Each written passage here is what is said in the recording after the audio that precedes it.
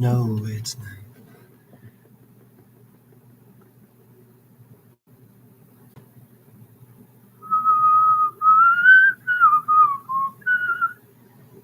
All right, hold on 1 second. We were going to get started right now.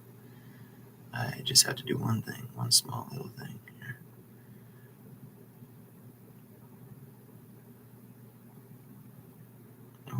Oh, hold up.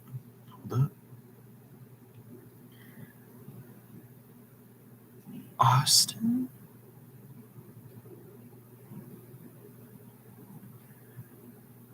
Bruh. Okay, one sec though.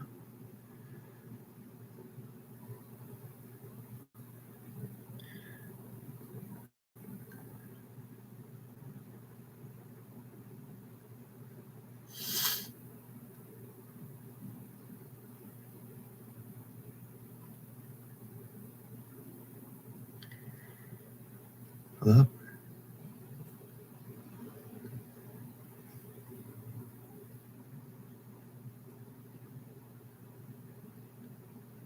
Hold up 1 second. People are going to have to skip this.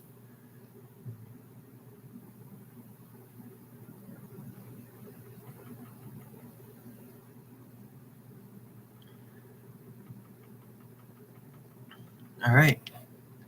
Let's have a little candy. Orange.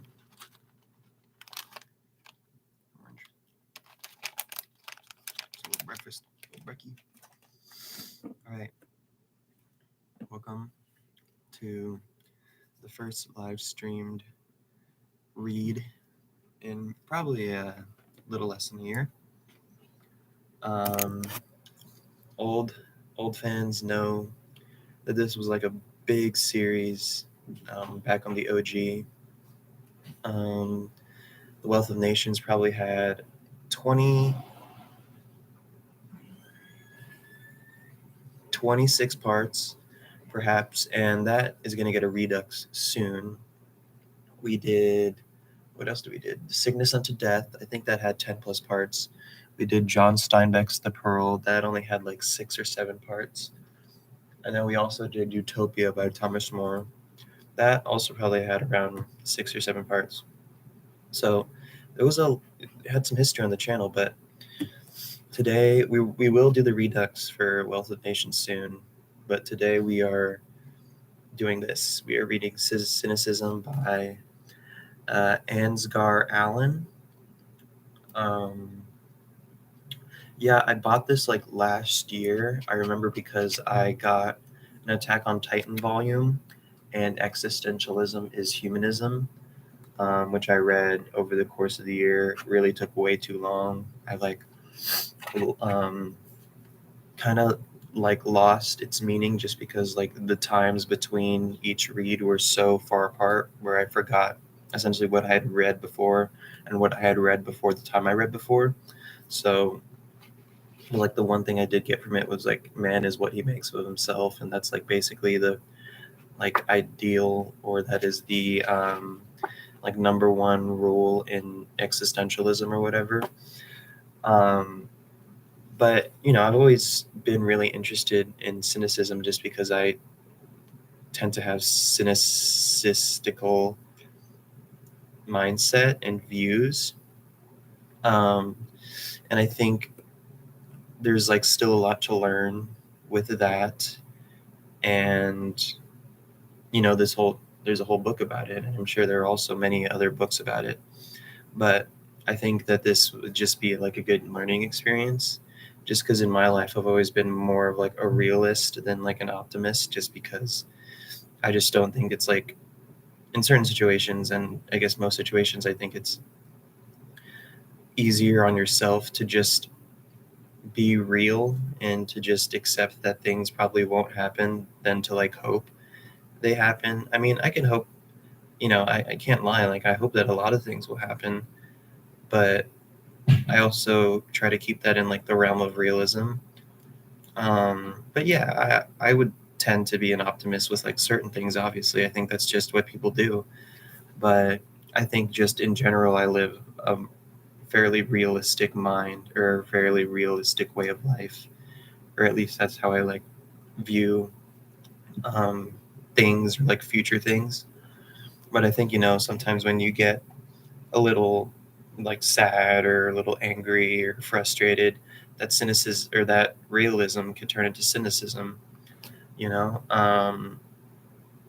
And then when things are really bad, I think cynicism can turn into nihilism, but not like the good kind of nihilism, the bad kind, or like, I don't know, maybe there's only the one kind, which is the good kind, but then it's like flipped into the bad kind.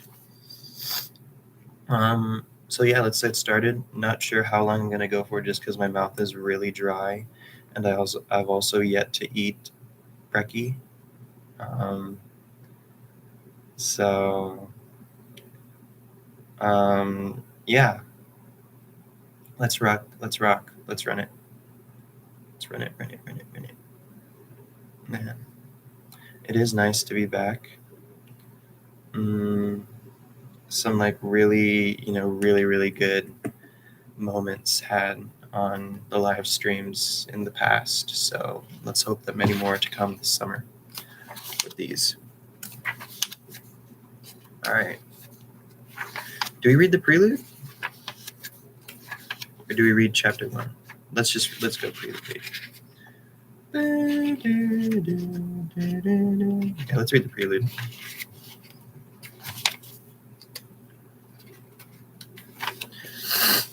Okay. Chapter 1, Prelude, The Problem with Deviance. A cynic has a low view of humankind. To be cynical is to regard others with distrust. Contemptuous, if not mocking, of non-cynical natures. The cynic views human sincerity and integrity with scorn, believing them to be a cover for self-interest. As a cultural disposition, cynicism foments distrust, derails progress, and reduces all higher things. All that is good about humankind to the level of its own diminished outlook. It assumes that all human motives are basically selfish and denies the possibility of a better world. There was once a very different form of cynicism with a capital C.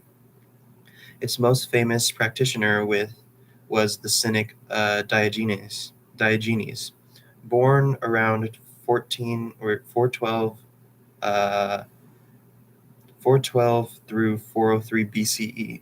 Diogenes was known for his low opinion of his ancient Greek contemporaries,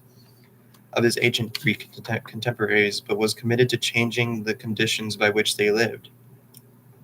In respect, his cynicism was the opposite of our own jaded conditions, where mass cynicism encourages us to believe that any attempts to change the world are doomed to fail before they even begin. This book will compare ancient and modern forms of cynicism in order to better understand the latter. It will explore how each cynicism is the product of and holds a mirror to society in which it appears. As it compares the two, it will also investigate how one turned into the other, offering a journey through the various intermediate forms of cynicism that has taken over the last 2,500 years. At first glance, the differences are indeed stark, as a loosely connected group of mendicant philosophers. The ancient cynics were easy to identify by their characteristic dress, the famous staff and cloak, and the deliberate self-impoverishment. Unrefined manners, lack of shame, perplexing behavior, and barking tone. These cynics criticized the culture in which they found themselves by adopting a way of life designed to scandalize contemporaries, draw out their prejudices, and bear witness to the possibility of a completely different attitude to existence. By contrast, modern cynics are much harder to identify. No longer a philosophy practiced by a tiny minority of converts. Cynicism has gone mainstream. We are all cynics now. The modern cynical attitude has cast a suspicious gaze on cultured refinements and rarefied customs, yet its scandalizing impulse functions as a lower key. Operating without social or political conviction, narrowly opportunistic, always on take, accommodating itself to the status quo it rejects. This attitude has but a sinuous link to the ancient Greek ancestor that refused to point blank to accommodate itself to anything or anyone. So when did one become its other? It appears the transition between ancient to modern cynicism did not occur at a specific point in history, nor was that transition absolute. It is marked nonetheless by a typographical convention that distinguishes ancient and modern cynicisms by the use of capital C for the former and lowercase c. Both ancient and modern cynicisms, because there's like a C/cynicism, can be understood as deviant. Each entails some kind of departure from accepted principles of public and individual conduct. These principles provide the framework within the with, within which cynic deviance is understood, and furnish the rationale by which it is rejected and denounced. Cynicism is always expressed in relation to some standard or or other by which it is judged, and against which its hostility is measured. Both ancient and modern cynics cannot abide higher standards, the former more fervently than the latter. Oh wait, let's do that thing where we put the thing in chat so we could, if anybody does join, we could look up these words together.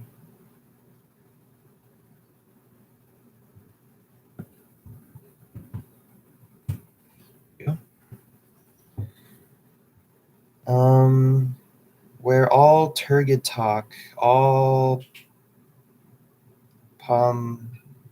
pomposity is undercut.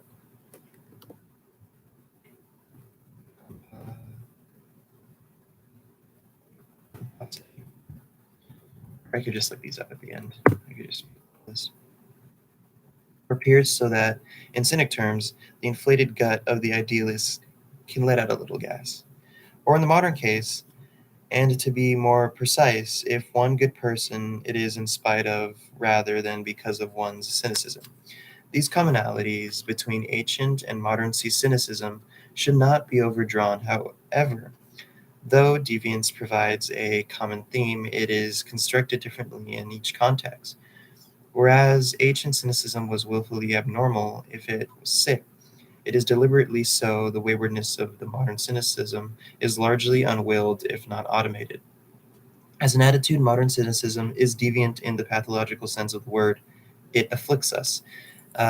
This cynicism ranges from opportunistic to manipulative cynicism of the powerful who will do anything to secure greater influence and wealth, right through the abject cynicism of the oppressed and marginalized.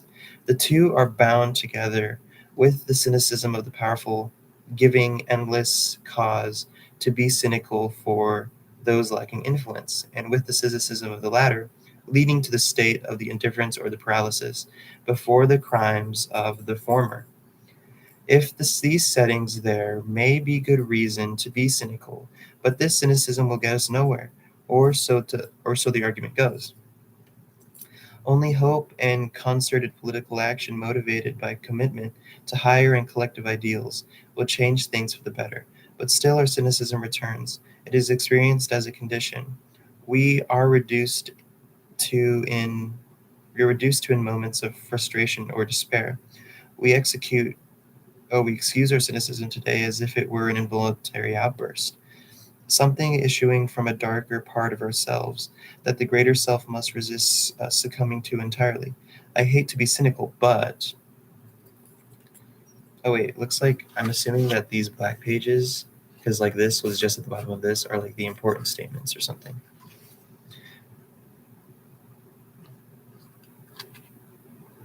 We excuse our cynicism today as if it were an involuntary outburst, something issuing from a darker place of ourselves that the greater self must resist succumbing to entirely. I hate to be cynical, but oh, man, I actually do need to drink water.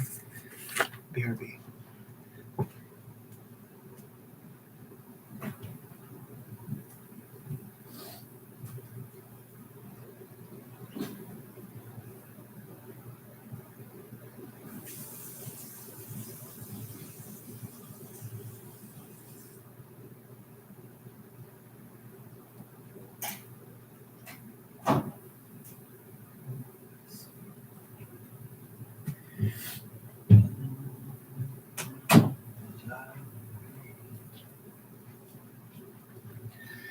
PJs.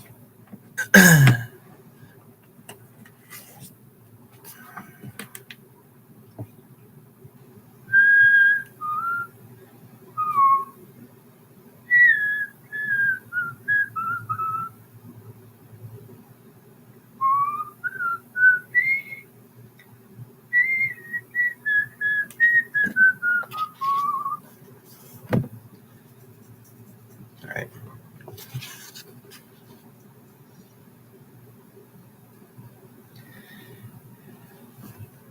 Given all the above, it is expected that we all have our cynical moments. Widespread, almost inevitable, if not endemic, the tendency to cynicism in present day society is understood by some to be as much a feature of political crisis. The rise of post truth and alt right, the weakening of liberal democracy and progressive politics in the face of populism, the failure of international organizations to respond adequately to global challenges such as climate change, as it is a political or a personal choice. One might understand modern cynicism as just one indicator of a broader cultural malice. It manifests as contemporary polities veer between violent extremisms and collective apathy.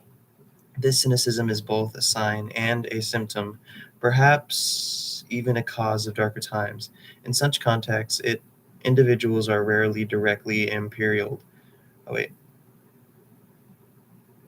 imperiled by the cynical attitudes. Rather, the pervasive nature of their cynicism places us all in danger.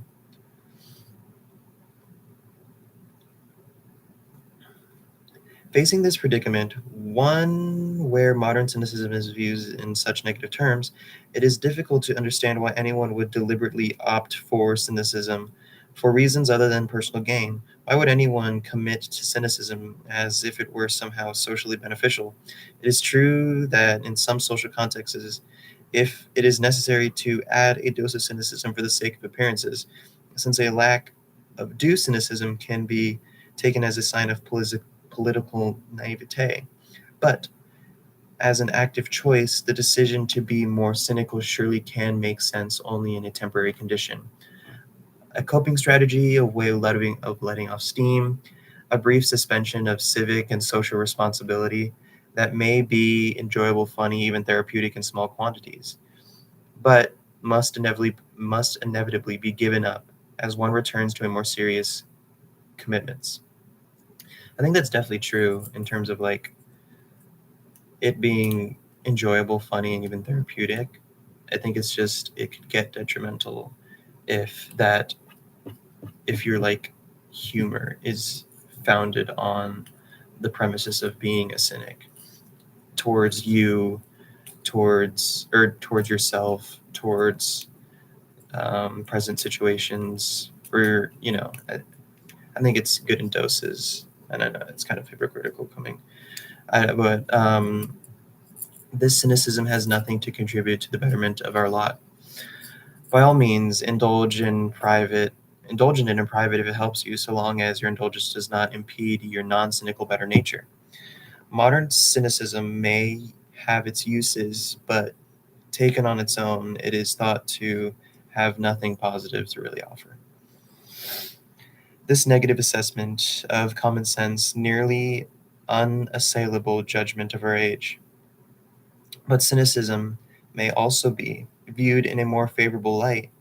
To make this argument, it is necessary to spend some time outlining the contrasting philosophy of ancient cynic deviance, understood as an active preference rather than a regrettable affliction. Ancient cynic philosophy was committed, politically engaged, and a affirmative, joyfully affirmative, even at its most dissenting, and for that reason offers a very different version of what cynicism might have to contribute, understood now as a positive, life affirming disposition rather than a sign of social decay. Ancient Cynic philosophy poses its own interpretive challenges. However, these difficulties tell us a lot about cynicism and are worth setting out in some detail. The three problems. First of all, despite its positivity, ancient Cynic philosophy is hostile to the writing of books about cynicism. From a Cynic point of view, books are books driven by inquisitive, scholarly interest. Books written by academics in particular are the products of a taste and temperament, an intellectual disposition that is antithetical to Cynic philosophy. Despite its best intentions, the study of cynicism will systematically evade the basic teachings of Cynic philosophy and distort those it still has the appetite for. Diogenes, such a book might state, Diogenes, such a book might state, is famous for doing the public what most do behind closed doors, transforming private acts into perverse, brazen performances. Owing to his performance in the Cynic tradition, it would be difficult for any book on ancient cynicism to avoid giving some account to Diogenes' most deviant outburst, but they might nonetheless be considered tasteful. A book such as this might attempt to ease the reader into a more scandalous aspects of Cynic folklore. Following a lengthy introduction, they would appear only to be subsequently buried by the surrounding text. That text would persuade the reader that the most famous Cynic acts, which can happen to be the most obscene, were expressions of distinct and venerable philosophy.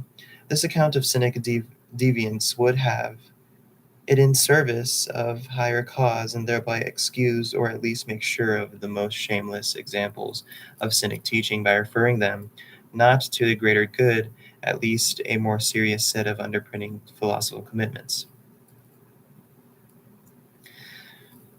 The book in hand does not take such an approach, though it offers a scholarly reading of Cynic philosophy. It does not willingly sacrifice cynicism to the seriousness of such undertaking. Rather, it returns insistently to the matter of Cynic deviance.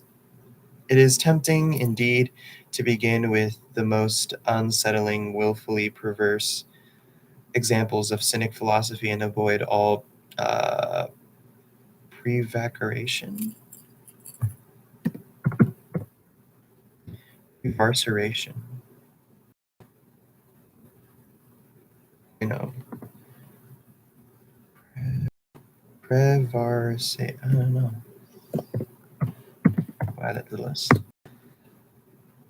Yet, whichever way the subject of cynicism is approached, directly or otherwise, the obscene, the confrontational force of cynicism will be somewhat reduced. The act of writing reduces its impact. Though a book about cynicism cannot refrain from describing Diogenes scandalized his fellow Athenians, it is inevitable that any description of him as he shat and wanked in public will attenuate the scandals of Diogenes. The moment a presiding intellect gives some account of what Diogenes was up to, it reduces the force of that scandal. There is a footprint in Freud's civilization and its discontents that may help illustrate the problem. Though Freud can be found discussing dogs, not cynics, the two are related. The word cynic can be derived from the ancient Greek term sinokos, meaning dog-like. With this in mind, we can read ancient cynic practice and understand the hostility it invented through Freud's account on why the word dog can be used as a term of abuse. What does it mean to learn to reciprocate? To tolerate. Hold on, let's check something real quick. Let it run my room. Can't stop thinking of you. Sorry, one sec. Because I want you. Let it run my room. Can't stop thinking of you. And I know I'm trying to. Alrighty, let's continue. Since dogs are also renowned for being faithful companions, the use of the word as a pejorative term would be incomprehensible. Freud argues, were it not for the fact that a dog displays two additional, decidedly unforgivable characteristics. As Freud writes, dogs have no horror or excrement, nor are they ashamed of their sexual functions. These words could equally well describe the cynic Diogenes, who displayed exactly those traits.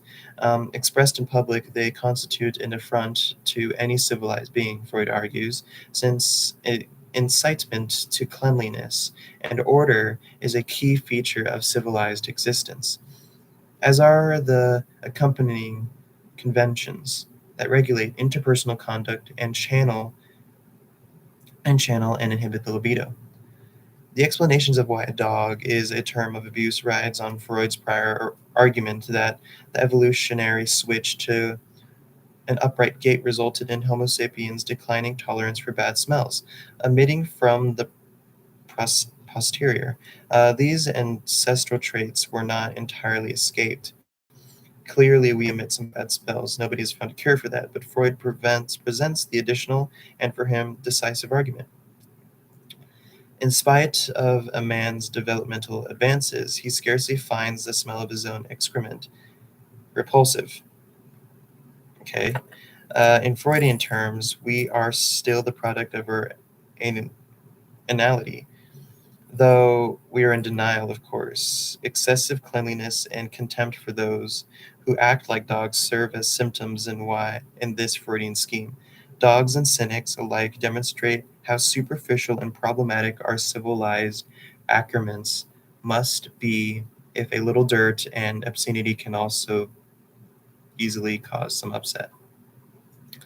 Whether or not Freud's explanation is accepted, it helps open the problem of cynicisms of a cynic's shamelessness to inspection. We might wonder if a cynic obscenity was more than a mere outburst, if it was deliberately intended to draw attention to the arbitrary nature of civilized life and custom. Cynicism invites suspension of all features of civilized existence. It works towards a reversal in which the finest achievements of civilized living are themselves treated with suspicion, incredulity. Let's add that too.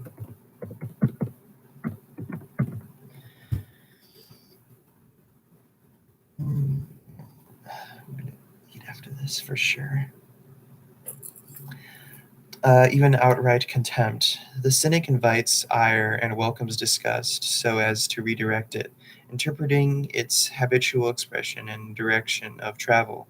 Cynicism causes those it first scandalized to eventually doubt the forces that produced their everyday scorn of all that is lowly and base, in ways that bear analogy to Nietzsche's.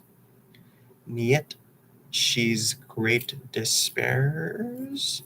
A cynic critique of convention demands a level of objection and expenditure of effort and a degree of prior training that sets it all against and positions it far beyond the habitual, all too easy economies of the conventional disdain. As indicated above, any account of explanation of cynic deviance, however sympathetic it might be to the intentions of cynic philosophy, should expect its own well-deserved cynic reprimand. Within the taken for granted customs and attitudes of civilized life that the cynic attacks and are the operations of self-assured, discerning intellect. That intellect must be perturbed, pert, perturbed,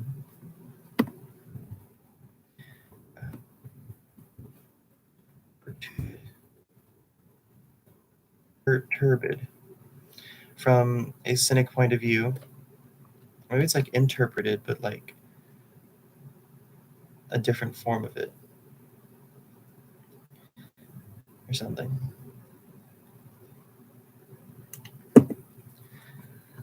Or the sympathetic attempts to understand cynic philosophy cannot be excused from cynic derision. The attempt modeled above to explain the modus operandi of the Cynic should invite the ire and of Cynic philosophy. This explanation of Cynic deviance invites contempt not simply because the theory in question, the Freudian theory of human-like animals that no longer sniff one another's behind, is doubtful. Rather, this appeal to theory is contemptible from a Cynic point of view, because the application of Freud or any other theorist or philosopher to an understanding of Cynic practice will fail to grasp the significance of ancient Cynicism. The operations of theory are antithetical to the practices of Cynic philosophy. All intellectual activity, all attempts to occupy higher, more serious realms only signify distance from Cynic philosophy and a failure to appreciate its radicalism. No book about cynicism will be adequate to its object. The book is an operation of the intellect. It is the medium of the educated, and the educated are the chief group that the cynic seems to perturb. Me when I perturb.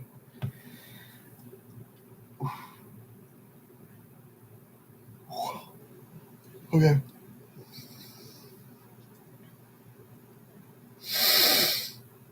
The second major problem for a book such as this one is the gulf, not just temporal, but also its temperament, that lies between ancient cynicism and its more recent descendant. The distances are considerable and even unbridgeable, and could even be unbridgeable. One might claim that ancient and modern cynicism are fundamentally different and share a common name by historical accident, by way of some historical error, a misattribution of the name cynic and its attachment to a more recent social phenomenon that has completely in that has completely incompatible attributes.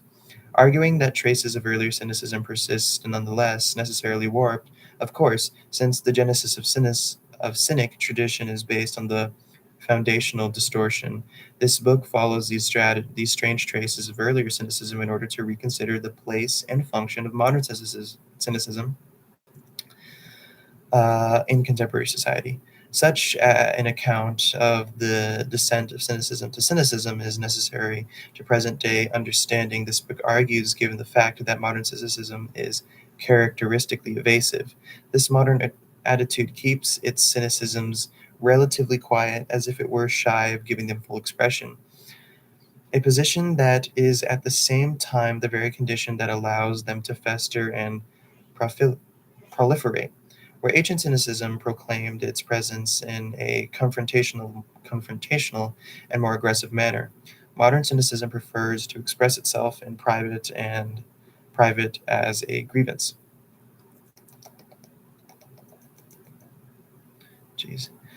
This reluctance to bring modern cynicism to full expression is considered in the concluding two chapters of this book, which focus on the third and final major problem it seeks to address. Like ancient cynicism, it is non-idealized form. The modern cynical attitude is subject to robust dismissal.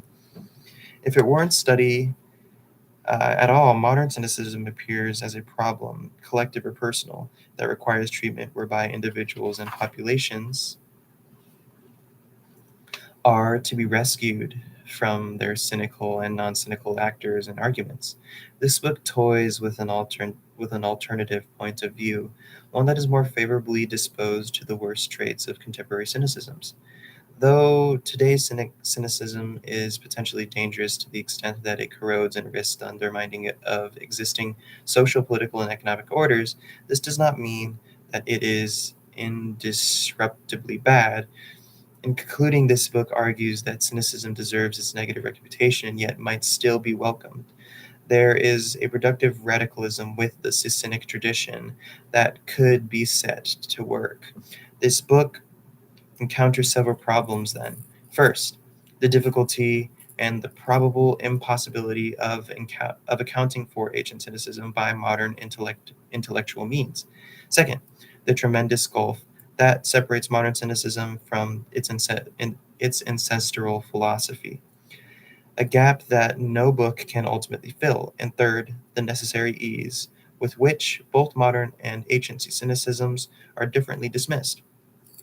Arguably, any book about cynicism, and certainly a book of this length, can give a sense of the object only through an act of unavoidable distortion, just as it can give a sense of only what, according to recent scholars, might be key points from the transformation of ancient cynicism from a brave and deliberately countercultural practice to an inbuilt and pervasive modern condition. It is written nonetheless with the view that some distortions can be more fruitful than others. To this end,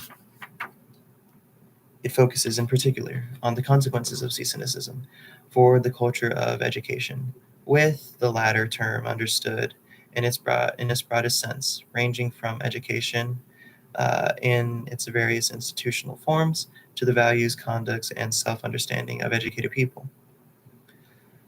As I argue below, although ancient cynicism did not escape its own surrounding culture of education and traditions of philosophy, it was distinguished by its hostility to both. This point is easily overlooked or downplayed, given that cynicism ultimately failed in its mission to overturn the culture it attacked. As this book testifies, if ancient cynicism managed to perturb the cultural hegemony of Western educated person at some point during its self-told inception in ancient Greece, it did not fundamentally derail it. It would appear that the Cynic project to unsettle our educational commitments from within and thereby opening them to interrogation remains unrealized. Cynicism still has much to teach us, a lesson that begins and perhaps ends with submitting education itself to cynic derision. I need to ask you something. 1 second, almost done.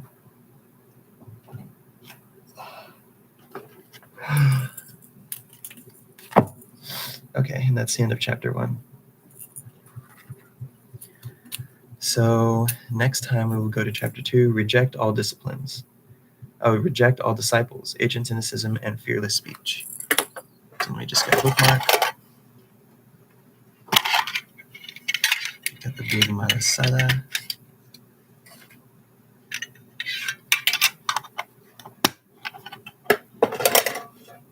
All right, keep that right here, actually. Jeez. There you go. All right, thank you. And oh wait, actually, I'm gonna look up all these words first. So let's go to fervently. So fervently means having or displaying passion, a passionate intensity, a fervent disciple of tax reform. Fervent, very hot, glowing, the glowing fervent sun, exhibiting or marked by great intensity of feeling. Fervent, to be passionate or to be hot. Pomposity. Let's see, the quality of being pompous, self-importance. Oh, I know what pompous means. Let's do this one.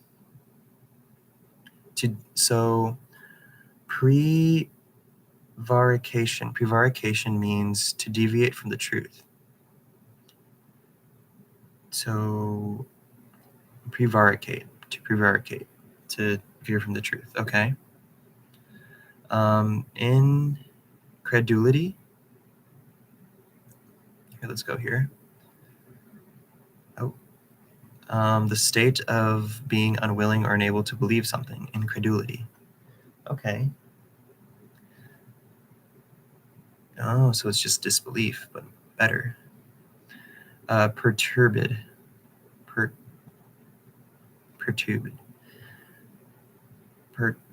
Feeling. Okay, so perturbed means feeling anxiety or concern, unsettled. All right. Hopefully I can remember those and I could use those in the future because I still remember prosaic from last year. But that's about it. So Thank you, everybody, for listening, and I'll see you later.